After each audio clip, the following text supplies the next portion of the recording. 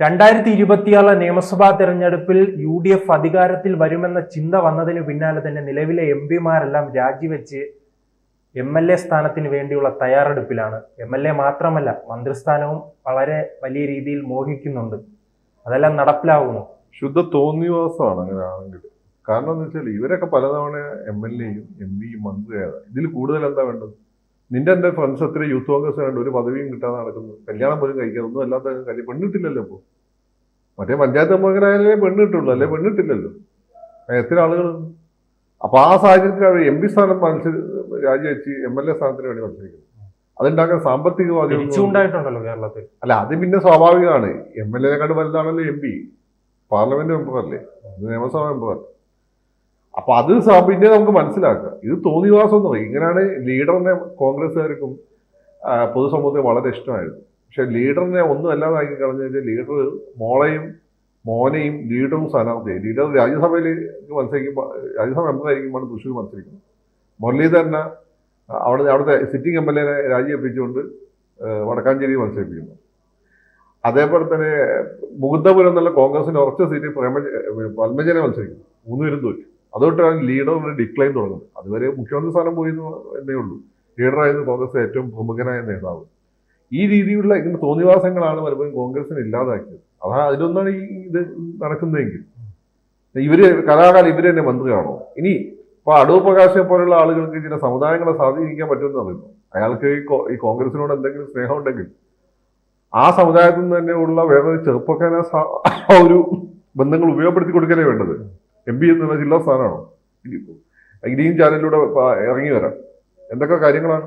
പിന്നെ എന്തിനാ MP ആയി മത്സരിക്കാൻ പോയത്? ആ കോന്നി തന്നെ ഇരുന്നാൽ പോരായിരുന്നു.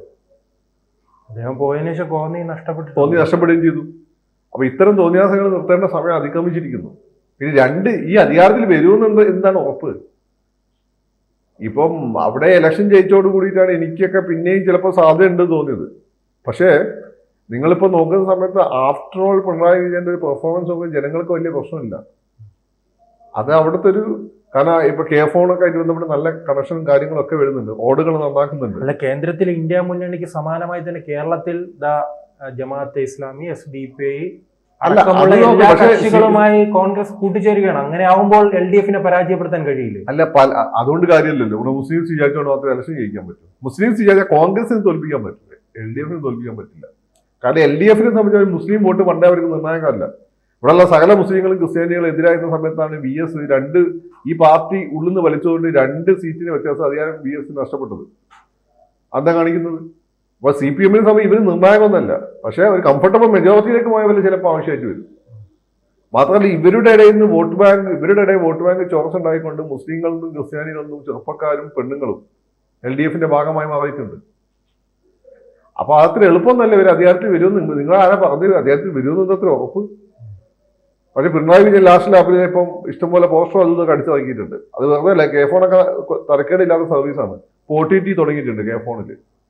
അതേപോലെ തന്നെ റോഡുകളൊക്കെ നന്നായി വരുന്നുണ്ട്. പിന്നെ അവിടെ ഏത് സിസ്റ്റം വന്നു കഴിഞ്ഞാലും ഇതിനകത്ത് ചില ഡ്രോബാക്സ് ഉണ്ട് എന്നല്ലാതെ മലയാളികളെ സംബന്ധിച്ചിടത്തോളം LDF ഗവൺമെന്റിനെ വെറുക്കാൻ ഉള്ള കാരണങ്ങളൊന്നും ആയിട്ടില്ല. അല്ല, ചിലപ്പോൾ ഈ ലോക്സഭാ തെരഞ്ഞെടുപ്പിലെ വിജയമായിരിക്കുമോ ഈ വലിയ? ലോക്സഭ കഴിഞ്ഞുകൊണ്ട് ഇതിലും വലിയ വിജയമായിരുന്നില്ലേ? ലോക്സഭയേക്കാൾ വലിയ ആത്മവിശ്വാസമാണ് ഇപ്പോൾ കോൺഗ്രസ്. ആത്മവിശ്വാസം കൊണ്ട് കാര്യമില്ലല്ലോ. അത് ഗ്രാസ് റൂട്ട് ലെവലിൽ വരണ്ടേ? കോൺഗ്രസ് ഇവിടെ മത്സരിക്കുന്ന ആരോടാ? വളരെ പോപ്പുലർ ആയിട്ട് ലോക്കൽ ലെവൽ നേതാക്കന്മാരുള്ള 2 പാർട്ടികളോടാണ്. ഒന്ന് BJP, ഒന്നാമത് CPM, രണ്ടാമത് BJP. കോൺഗ്രസിന് അങ്ങനെ എല്ലായിടത്തും പോപ്പുലർ ആയിട്ട് ജനങ്ങളുടെ വിഷയത്തിൽ ഇടപെട്ട് അത് പരിഹരിക്കുന്ന ലോക്കൽ നേതാക്കന്മാരില്ല. ഈ ആത്മവിശ്വാസം എവിടെ നിന്നാണ്? അത് പത്രക്കാർ കൊടുക്കുന്നത്. ഈ പത്രക്കാരെ സംബന്ധിച്ച് ഇത് മാറി വന്നു കഴിഞ്ഞാൽ അവർക്ക് അവരുടെ ഈ കോൺഗ്രസ് വന്നു കഴിഞ്ഞാൽ ഇഷ്ടംപോലെ ന്യൂസ് കിട്ടും, സ്കൂപ്പ് കിട്ടും, ചോർന്ന് കിട്ടും. പിന്നെ ഈ CPM-മാരുടെ അടുത്ത് അവരുടെ എല്ലാ കാര്യവും നടക്കും. മറ്റേ ഉമ്മൻചാണ്ടി സാറിന്റെ പാർട്ടിന്റെ മട്ടൻ സെക്രട്ടറി എടുത്ത ഒരു പോസ്റ്റ് ഭാര്യക്കൊക്കെ കിട്ടി. ഇതൊന്നല്ല, പാർട്ടി കത്തും കൊണ്ട് പോകണം. അതിനൊന്നും ഇപ്പോഴും ഒരു മാറ്റമില്ല. അപ്പൊ ഈ പത്രക്കാരാണ് ഈ പ്രതീക്ഷ കൊടുക്കുന്നത്. പിന്നെ ഇവിടെ ഒരു നെക്കാണെന്നൊക്കെ തോന്നിച്ചു കഴിഞ്ഞാൽ മാത്രമാണ് ഈ പത്രക്കാരെ സംബന്ധിച്ചിടത്തോളം ആങ്സൈറ്റി കൂടി കൂടുതൽ ആളുകൾ ഈ ചാനലുകൾ കാണി അങ്ങനെ റേറ്റിംഗ് ഉണ്ടാവുകയുള്ളൂ പത്രക്കാർക്ക്. പിന്നെ LDF ഇരിക്കുന്ന പത്രക്കാർക്ക് അത്ര സന്തോഷമുള്ള കാര്യമല്ല. ഈ പത്രക്കാർക്ക് പലരും ഈ രാഷ്ട്രീയ നേതൃത്വത്തിൽ ബന്ധപ്പെട്ട് കാര്യങ്ങൾ നേടിയെടുക്കുന്നുണ്ട്.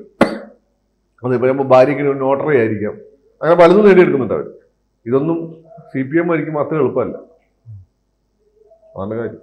പക്ഷേ ഈ കോൺഗ്രസിന്റെ ഇത്തരം നീക്കങ്ങൾ അങ്ങനെ വിജയപ്രതീക്ഷയോടെ ജനങ്ങളും അംഗീകരിക്കാൻ കാത്തിരിക്കുമ്പോൾ ഇത്തരം തെറ്റായ നടപടികൾ അവരെ തിരിച്ചടിക്കില്ല.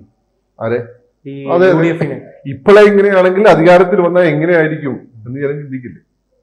അതാണ് പ്രശ്നം. ഈ മണ്ടന്മാർക്ക് അത് ഇതുവരെ മനസ്സിലായിട്ടില്ല. ഇവർ കഴിഞ്ഞ തവണ എല്ലാം മന്ത്രിസഭയിലെ ആളുകളെ വകുപ്പ് വരെ തീരുമാനിച്ചു. വിഷ്ണുവിന് എന്തോ റവന്യൂ ഇട്ടാണ് കഴിഞ്ഞു വെച്ചത്. ഒക്കെ തീരുമാനിച്ചത് വനിതാ ശിശുക്ഷേമം ഒന്നെങ്കിൽ ഷാനിമോൾ ഉസ്മാൻ അല്ലെങ്കിൽ ബിന്ദു കൃഷ്ണ. പൽമജ ജയിക്കാണ് പൽമജ. എങ്ങനെയായിരുന്നു ഉണ്ടാക്കി? ഇത് എന്ത് സംഭവിച്ചു? പിണറായി വിജയൻ വന്ന് മനപ്പായസം ഉണ്ടെന്നവർ ഉണ്ണട്ടെ, റിസൾട്ട് വന്നിട്ട് ഞാൻ സംസാരിക്കാം. മാത്രമല്ല ഇതിന് വേറൊരു ഫാക്ടറുണ്ട്. BJP സംബന്ധിച്ച് അവർ ടാക്ടിക്കൽ വോട്ട് ചെയ്യാനുള്ള സകല സാധ്യതയുണ്ട്, രാജീവ് ചന്ദ്രശേഖരൻ ഇഷ്ടപ്പെട്ടാലും ഇല്ലെങ്കിലും. കാരണം അവരെ സംബന്ധിച്ച് രാജീവ് ഇവിടെ ഒരു 5 സീറ്റെങ്കിലും കിട്ടണം അടുത്ത ഇലക്ഷൻ. രാജീവിനെ സംബന്ധിച്ച് അത് നിർണായകമാണ്. നേരമായി കിട്ടിയില്ലേ രാജീവുമായി വോട്ട് ചെയ്തെന്ന് പറയുന്നത്. അങ്ങനെ രാഷ്ട്രീയത്തിൽ അങ്ങനെ ഇമ്പോസിബിലിറ്റീസ് ഒന്നും ഇല്ല. പിന്നെ കോൺഗ്രസിനെ ജയിപ്പിക്കാനുള്ള ഉത്തരവാദിത്വം BJPക്കാർക്കില്ല. കോൺഗ്രസ് ജയിച്ചു കഴിഞ്ഞാൽ ഇവിടെ ഈ പറഞ്ഞ മതപരിവർത്തന ലോകിയൊക്കെ ഒന്നുകൂടി ശക്തിപ്പെടുകയുള്ളൂ. അല്ല, ആ സമയം തന്നെയാണ് സാറ് സൂചിപ്പിച്ചതുപോലെ തന്നെ ഈ മതപരിവർത്തനവുമായി ബന്ധപ്പെട്ട വിവാദങ്ങളും അവരെ വലിയ രീതിയിൽ പ്രതീക്ഷ നൽകുന്നുണ്ട്. കന്യാസ്ത്രീ വിഷയം വലിയ രീതിയിൽ കത്തിക്കാൻ കഴിഞ്ഞു. അല്ല, അതെങ്ങനെ അവർക്ക് പ്രതീക്ഷ കിട്ടും? BJPയുടെ വോട്ട് സുരേഷ് ഗോപി കിട്ടിയെന്നല്ലാതെ അവർ തെരുവിലായിരുന്നു കോൺഗ്രസ്. ആയിക്കോട്ടെ, സുരേഷ് ഗോപിക്ക് കിട്ടിയെന്നല്ല ഇതുവരെ BJPയുടെ വോട്ട് വൻതോതിൽ BJPക്ക് കിട്ടിയിട്ടില്ല. ക്രിസ്ത്യാനികളുടെ വോട്ട് വൻതോതിൽ ഇതുവരെ BJPക്ക് കിട്ടിയില്ല. സുരേഷ് ഗോപിയാണ് എക്സെപ്ഷൻ. അപ്പോ BJPയുടെ ഈ ക്രിസ്ത്യാനികളുടെ വോട്ട് പൊതുവെ കോൺഗ്രസിനാണ് കിട്ടിക്കൊണ്ടിരുന്നത്. ഇപ്പൊ അത് കുറച്ച് കമ്മ്യൂണിസ്റ്റിനും കൂടി കിട്ടി. അപ്പം പക്ഷേ എന്താ പക്ഷേ കമ്മ്യൂണിസ്റ്റുകാർ ഇതിൽ നന്നായിട്ട് ജോൺ ബിട്ടാസ് അല്ല അവിടെ പോയി പെർഫോം ചെയ്തത്. എല്ലാവരും തട്ടി മാറ്റി ജോൺ ബിട്ടാസ് ആയിരുന്നല്ലോ ഉണ്ടായിരുന്നത്. അനു ആന്റണീനൊക്കെ സൈഡിലോട്ടാക്കി. അനു പാവായതുകൊണ്ട് മറ്റേ സുരേന്ദ്രന്റെ ആയോ കഴിയുന്നു. അതിലൊക്കെ സുരേന്ദ്രനല്ല. അനു പാവായതുകൊണ്ട് അനു കാര്യം ചെയ്ത് പോകുന്നതല്ലാതെ. അപ്പോ ഈ കാണിക്കുന്നത് മൊത്തം അബദ്ധമാണ്. ഇനി എരപ്പകാശാണെന്ന് രാജി വെച്ചാല് സുരേഷ് ഗോപി രക്ഷപ്പെടും. മുരളീധരൻ അവിടെ വെച്ച് കേന്ദ്രമന്ത്രി. അതുകൊണ്ട് സുരേഷ് ഗോപിക്ക് സിനിമ നോക്കാം. ഇതിന്റെ പ്രശ്നം സുരേഷ് ഗോപി ഉള്ള സിനിമയൊക്കെ മൊത്തം ഡ്രോപ്പ് ചെയ്തു. ഇനി രണ്ടാമത് പോയി സിനിമ പിടിക്കണം. അങ്ങനെയാണെങ്കിൽ വരുന്ന തെരഞ്ഞെടുപ്പിൽ ഈ BJPയുടെ മുന്നേറ്റം എങ്ങനെയായിരിക്കും? ഇത്തരം കാര്യങ്ങളെല്ലാം ചൂണ്ടിക്കാട്ടി അവർ മുഴുവൻ MP സ്ഥാനവും രാജിവെച്ച് MLA ആകാനുള്ള തയ്യാറെടുപ്പിലാണെന്ന രീതിയിലുള്ള 2 പ്രതിപക്ഷ പാർട്ടികൾ ഇത് ജനങ്ങളുടെ മുന്നിൽ എത്തിക്കുമല്ലോ. അതോടൊപ്പം തന്നെ ഈ MLA സ്ഥാനവുമായി ഈ മന്ത്രിസ്ഥാനവുമായി ബന്ധപ്പെട്ട് വിജയത്തിന് മുമ്പും തമ്മിലടി ആരംഭിച്ചിട്ടുണ്ടോ? ഈ കോൺഗ്രസിനെ സംബന്ധിച്ചിടത്തോളം ഈ വിഷയത്തില് ജനങ്ങളുടെ ഇടയിൽ അവർ കൂടുതൽ എക്സ്പോസ്ഡ് ആവും. ജനങ്ങൾക്ക് അവരുടെ മതിപ്പും വിശ്വാസവും നഷ്ടപ്പെട്ടതാണ് അവർ നേരിടുന്ന പ്രശ്നം. അടൂർ പ്രകാശ്, കൊടിക്കുന്നിൽ സുരേഷ് അടക്കമുള്ള എല്ലാ പ്രമുഖ നേതാക്കളും കേരളത്തിലേക്ക് തിരിച്ചു വരാൻ ആഗ്രഹിക്കും. കൊടിക്കുന്നിൽ സുരേഷ് ഇവിടെ തിരിച്ചു എന്തുണ്ടാക്കാൻ അടൂർ പ്രകാശ് ശരി, കൊടുക്കുന്ന സുരേഷ് എന്തുണ്ടാക്കാൻ? പക്ഷെ അദ്ദേഹം ലോക്സഭയിൽ എത്ര നാളുകളായി ഇരിക്കുന്നു അവിടെ. അതിനവിടെ സീനിയർ നേതാവല്ലേ ലോക്സഭയില്. നിയമസഭയിൽ എന്തിനും പ്രത്യേകിച്ച് എന്തുണ്ടാക്കാൻ? മാത്രമല്ല അവിടെ ഉദ്ദേശിക്കുന്ന മാവേലിക്കര പോലുള്ള സീറ്റാണ്. അവിടെ CPM-ന് MLA വളരെ പോപ്പുലറാണ് ചെറുപ്പക്കാർ. പിന്നെ അടൂർ പ്രകാശിന്റെ കാര്യം വെള്ളാപ്പള്ളിയായിട്ടുള്ള ബന്ധം വെച്ചുകൊണ്ട് ഈഴവ വോട്ടുകൾ. പക്ഷെ അത് എത്രത്തോളം കിട്ടുമെന്ന് എനിക്കറിയില്ല. ഈഴവ വരുമ്പോൾ വെള്ളാപ്പള്ളി വിചാരിച്ചാലും ഇല്ലെങ്കിൽ ഈഴവരൊന്നെങ്കിൽ കമ്മ്യൂണിസ്റ്റുകാർ പിന്നെ കോൺഗ്രസിനെ സപ്പോർട്ട് ചെയ്തിരുന്ന ആളുകൾ. അല്ല, അടൂർ പ്രകാശ് വഴി ഈഴവ വോട്ടുകൾ തങ്ങളിലേക്ക് എത്തിക്കാമെന്ന് കോൺഗ്രസ് പ്രതീക്ഷിക്കുന്നുണ്ട്. അത് നടപ്പിലാക്കാൻ കഴിയുമോ? മുസ്ലിം ലീഗിനെ എല്ലാ ദിവസവും വിമർശിക്കുകയാണ് വെള്ളാപ്പള്ളി നടക്കുന്നത്. മുസ്ലിം ലീഗിന് സ്വാധീനമുള്ള സ്ഥലത്ത് SNDPക്ക് ഒരു ഇമ്പോർട്ടൻസ് ഇല്ല. മലബാറിൽ തീയമ്പാണ്ടേലും SNDPക്ക് വലിയ സ്വാധീനമൊന്നുമില്ല. SNDPക്ക് സ്വാധീനമുള്ള തൃശ്ശൂരിന്റെ തെക്കോട്ടാണ്. അവിടെ ലീഗില്ല. അതുകൊണ്ട് അതൊരു ഫാക്ടറല്ല. പിന്നെ വെള്ളാപ്പള്ളിയെ സംബന്ധിച്ചിടത്തോളം ആര് വന്നാലും വെള്ളാപ്പള്ളി നോക്കുമ്പോൾ പിണറായിയാണ് വരാൻ സാധ്യത. അതോട് പിണറായിയെ സപ്പോർട്ട് ചെയ്യുന്നു. അല്ല, പിണറായി വരാൻ സാധ്യതയെന്ന് കോൺഗ്രസ് കഴിയുന്നില്ല. അതല്ലേ അവിടുത്തെ തമ്മിലടി. പിണറായി വിജയൻ വീണ്ടും വരുമെന്ന് കോൺഗ്രസിന് വിശ്വാസമില്ല. കോൺഗ്രസിന് ദിവാസ്വപ്നത്തിലല്ലേ. അങ്ങനെയുള്ള നമുക്ക് എന്ത് ചെയ്യാൻ പറ്റും? അതവര് കണ്ടോട്ടെ.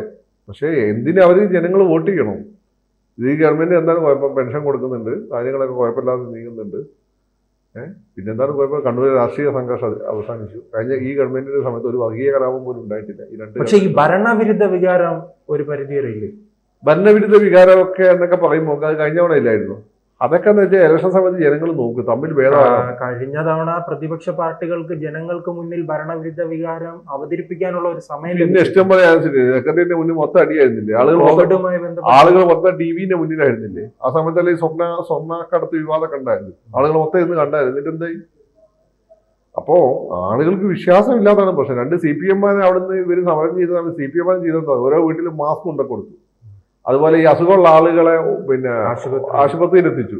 അങ്ങനെ ആശുപത്രിയിലേക്ക് ഒരു രോഗിയെ കൊണ്ട് ആംബുലൻസ് പോകുമ്പോഴാണ് തിരുവമ്പാടി MLA ആയിരുന്ന DYFIക്കാരൻ പയ്യെ, അവനടുത്ത ലോക്കൽ നേതാവായിരുന്നു, അവൻ ആക്സിഡന്റ് പറ്റി ഹോസ്പിറ്റലിലായി. ആ ഹോസ്പിറ്റലിൽ കിടക്കുമ്പോഴാണ് അവൻ മത്സരിച്ചത്. അവൻ ജനങ്ങളുടെ കൂടെ ജനങ്ങളുടെ ഒപ്പം ഉണ്ടായിരുന്നു. അങ്ങനെയാണ് അവൻ ആക്സിഡന്റ് പറ്റിയത്. അങ്ങനെയാണ് അവൻ ജയിക്കുന്നത്. തിരുവമ്പാടി വെച്ചാൽ ഒരു UDF ജയിക്കാവുന്നൊരു സീറ്റാണ്. അപ്പോൾ ഇതാണ് ഇവർ തമ്മിലുള്ള വ്യത്യാസം. ഇത് സെക്രട്ടറിന്റെ മുന്നിൽ നാടകം കളിച്ചു വല്ല കാര്യം ഉണ്ടായോ? അല്ല, അപ്പൊ സാറ് പറഞ്ഞു വരുന്നത് ഈ 3ാം തവണയും വലിയ പ്രതീക്ഷയൊന്നും കോൺഗ്രസിന് വേണ്ട എന്നാണ് എനിക്ക് തോന്നുന്നത്. പിന്നെ വേറൊരു പ്രശ്നം നടുവിലുണ്ട്. 2009 മറ്റോ ഡീലിമിറ്റേഷൻ നടത്തിയ സമയത്ത് CPM നല്ല കൊള്ളാവുന്ന ആളുകളാണ് ഡീലിമിറ്റേഷൻ വിട്ടത്. അവരെല്ലാ ഓരോ വാർഡും പഞ്ചായത്തിൽ ഓരോ വാർഡും പഠിച്ച് അവരുടെ ഏരിയ എവിടെയൊക്കെ വരുന്നതിനനുസരിച്ചിട്ടാണ് ഈ പുതിയ നിയമസഭാ മണ്ഡലങ്ങളുടെ പുനഃക്രമീകരണം ഉണ്ടാക്കി വെച്ചിരിക്കുന്നത്. അത് ഇതുവരെ മാറിയിട്ടില്ല. കോൺഗ്രസ്സുകാർ പോയ ആളുകൾ ചായം കുടിച്ച് തിരിച്ചു വന്നു. ഇവർ കൃത്യമായി പണിയെടുത്തു. അതുകൊണ്ടാണ് VSന്റെ ഗവൺമെന്റിന്റെ സമയത്ത് ഈ CPM വലിച്ചിട്ട് പോലും VS 2 സീറ്റിന്റെ വ്യത്യാസത്തിലാണ് അധികാരം നഷ്ടപ്പെട്ടത്. അപ്പോൾ ആ സാധനം എപ്പോഴും കിടക്കുകയാണ്. പിന്നെ പിണറായി ഓരോരോ MLAക്ക് വലിയ കോടിക്കണക്കിന് രൂപയാണ് MLA ഫണ്ട് കൊടുത്തത്. അത് നല്ല രീതിയിൽ വിനിയോഗിച്ചിട്ടുമുണ്ട്. പിന്നെ പെർഫോമൻസ് മോശമായ MLAമാരെ പിന്നെ എന്താണ് എത്ര തവണ MLA ആയെന്ന് നോക്കാതെ മാറ്റി പുതിയ ആളുകളെ ഫീൽഡിൽ ഇറക്കാൻ തീരുമാനിച്ചിട്ടുണ്ട് അവർ. അവരോടൊക്കെ ഓക്കെ പിന്നെ ഇപ്പോൾ സെറ്റ് ആയിക്കോളാൻ പറഞ്ഞിട്ടുണ്ട്. അവരിപ്പോൾ മണ്ഡലത്തിലുണ്ട്. ഇനി പെർഫോമൻസ് നന്നായ ആളുകൾ, ചില ആളുകൾ അവർ ഇന്നാലേ ജയിക്കുള്ളൂ. അവർക്ക് 2 എന്നുള്ള മാനദണ്ഡം മാറി അവരെ 3ാമത് മത്സരിപ്പിക്കാൻ അവർ തയ്യാറെടുത്തുകൊണ്ടിരിക്കുക. അവർ ജയിക്കാനുള്ള എല്ലാ വഴിയും നോക്കിക്കൊണ്ടിരിക്കുക. പിന്നെ രാഹുൽ ഗാന്ധി ഉയർത്തുന്ന വിഷയങ്ങളൊന്നും തന്നെ CPM കൈകൊടുക്കുന്നില്ലല്ലോ കാര്യമായിട്ട്. എന്തുകൊണ്ടാണ്? ഈ BJPക്കാർ അതുകൊണ്ട് അത് കണ്ടിട്ട് BJPക്കാർ വല്ല വോട്ടും കിട്ടുമെങ്കിൽ അതിന് ഉണങ്ങി പോകണമെന്ന് വിചാരിച്ചിട്ടുണ്ടോ? അപ്പൊ ഈ സാഹചര്യങ്ങൾ കോൺഗ്രസിനെതിരാണ്. പിന്നെ നമ്മളിതൊക്കെ പറയുന്നതിന്റെ പുറത്ത് നമ്മളെന്താ പിണറായി വിജയന് നമുക്ക് നമ്മളെ അക്കൗണ്ട് ഇത്തിരിട്ട് രാജീവ് അന്തരീക്ഷം എടുത്ത് ബഹുമാന സ്വഭാവം പറയുന്നതല്ലേ. ബഹുമാനം അങ്ങനെ മേടിക്കുന്ന ആളുകളായിരിക്കും. നമുക്ക് അതിന്റെ ആവശ്യമില്ല. അത്രേ ഉള്ളൂ. ഇതിനെ നമ്മൾ പറയാനുള്ളത് പറയും. എനിക്ക് വല്ലത്തേപ്പം പറയാൻ വലിയ താല്പര്യമൊന്നുമില്ല. അതുകൊണ്ട് ഞാൻ പരമാവധി ഒഴിവാകില്ല. അത് പറഞ്ഞിട്ട് കാര്യമൊന്നുമില്ല. പിന്നെ പറയേണ്ട സമയത്ത് പറയേണ്ട സാഹചര്യം വന്നാൽ പറയേണ്ടത് പറഞ്ഞിരിക്കും. അത്രേ ഉള്ളൂ. കൂടുതൽ വാർത്തകളും വിശേഷങ്ങളും നിങ്ങളിലേക്ക് എത്താൻ ABC മലയാളം സബ്സ്ക്രൈബ് ചെയ്യുക, ബെൽബട്ടനും അമർത്തുക.